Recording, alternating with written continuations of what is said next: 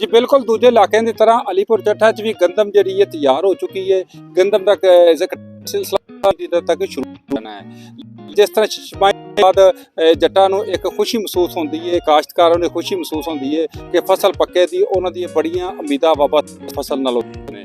लेकिन इस बारी जे अफसरदा ने उन्हें ज़बानी सुनने क्यों अफसरदा ने ये सब असल च कणक की कोई वैल्यू नहीं रही, कीमत को पुछते ही नहीं भी अं खरीदनी अगे सानू दिया जो सानू दिया तो हूँ कोई बंदा नहीं आता कणक दिया इसकी कोई कीमत नहीं भी लगती।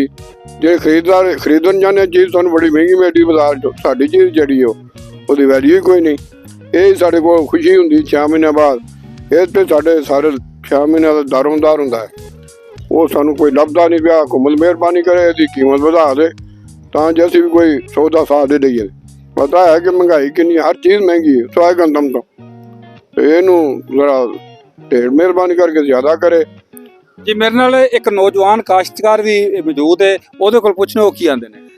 जी सब तो पहले तो मैं वज़ीर आला मरियम नवाज शरीफ साहब अगे गुजारिश करना चाहवांगा कि अगर उन्हें आवाम नूं रिलीफ देना ही है तो वो जिमीदारां ते जबरदस्ती करके रिलीफ ना देना। उन्होंने चाहिए ये हुण जिहड़ी खाद इतनी महंगी है वो सस्ती करन, जिहड़ी दवाइयां पैंदियां ने वो सस्ती करन ते गंदम दा रेट भावें जिन्ना मर्जी कर लैन।